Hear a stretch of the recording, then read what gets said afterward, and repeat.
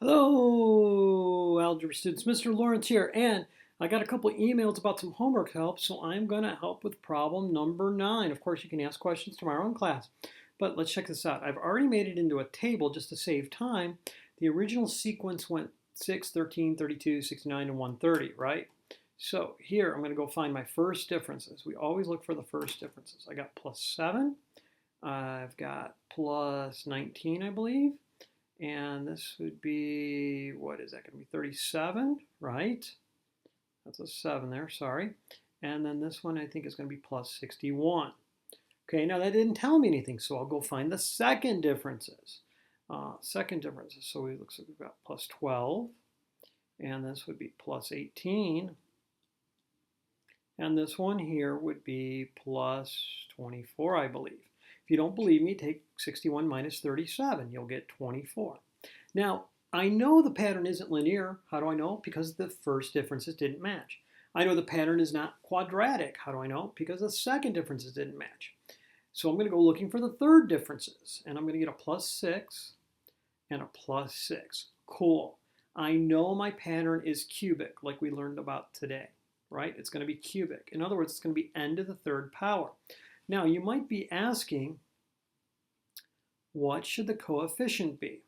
Well, if you remember in class, I told you that I'm not going to give you any that are like 7n cubed or things like that. I'm not going to hold you that accountable yet. Maybe later on in the year, but not right now.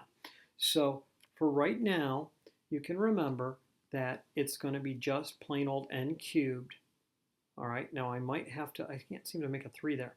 I might have to add something or subtract something to it, but it's going to be n cubed. Now, if you were also paying attention, you might have heard me say that for quadratics, the second differences are the same. We divide by 2. When the third differences are the same, a cubic, we don't divide by 3. We divide by 6. Why? 2 from the previous line and 3 because we're on third differences. Yeah, so if I divide this by 6, I get 1, don't I? And look, I have a 1n cubed. All right, so now I'm going to make my comparison line. And I'm going to fill in 1 for n, 2 for n, 3 for n. So this first one is going to be 1 cubed. The second one will be 2 cubed. The third one will be 3 cubed. The fourth one will be 4 cubed, right? And then finally 5 cubed. All right, so 1 cubed is 1. 2 cubed is 4. No, it's not. It's 8, excuse me. 3 cubed is 27. 4 cubed is 64. And then 5 cubed is 125. Now I compare up. How do I turn the blue ones into the original black ones? Well, it looks like I'm adding 5, doesn't it? 8 turning into 13. Looks like I need to add 5. Check over here, 125 into 130. Sure enough, add 5. So the nth term is going to be n cubed plus 5.